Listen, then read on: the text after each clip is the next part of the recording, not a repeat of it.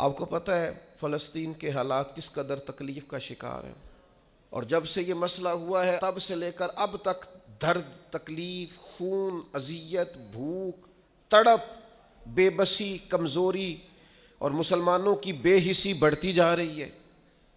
پتہ ہے اس کی وجہ کیا ہے؟ اس کی وجہ جو نبی پاک علیہ السلام نے ہمیں بتائی ہے نا، وہ یہ بتائی ہے کہ زندگی سے جب تمہیں پیار ہو جائے، دنیا سے جب تمہیں پیار ہو جائے اور موت سے جب تم ڈرنے لگو، پھر تمہیں وہن ہو جائے گا، پھر کافر تم پر لپکیں گے، پھر تم کمزور ہو جاؤ گے۔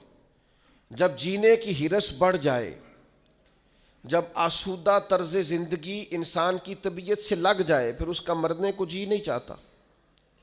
پوری امت کا اس وقت سب سے بڑا مسئلہ یہ ہے کہ ہم کسی نہ کسی مقام پر آسان طرز زندگی کے عادی ہو گئے، سہولیات میں جینا شروع کر دیا۔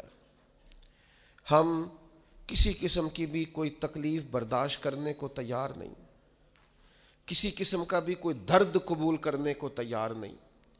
ہم سفر بھی تیز کرنا چاہتے ہیں اور یہ بھی چاہتے ہیں کہ سامنے سے ہوا بھی ہمیں تیز نہ پڑے۔ یاد رکھیں، جتنی تیزی سے جہاز اڑتا ہے اتنی تیزی سے ہی اسے مخالف ہوا کا سامنا بھی کرنا پڑتا ہے۔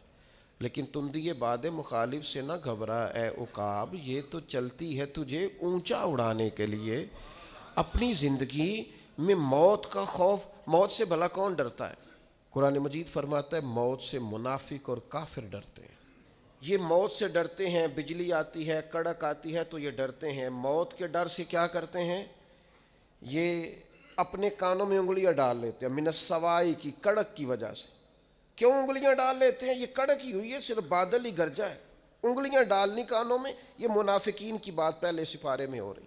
اس کڑک کو بھی نہیں سہ سکے، برداشت نہیں کر سکے، انہوں نے انگلیاں کانوں میں ڈالنی، وہ کڑک یعنی صرف آواز ہی تھی ابھی۔ اللہ فرماتے ہیں یہ اس کڑک کو بھی نہیں سہ سکے کانوں میں انگلیاں ڈالنی، کس لیے؟ حذر الموت، موت کے ڈر سے۔ لیکن کافر منافق بچ اس لیے نہیں سکتے کہ واللہ محیط بالکافرین، اللہ کافروں کو گھیرنے والا ہے۔ کافر اور منافق موت سے ڈرتا ہے، مومن موت سے۔ ایمان جیسے جیسے مضبوط ہوتا جاتا ہے ویسے ویسے تو اس کے اندر طاقت آتی رہتی ہے۔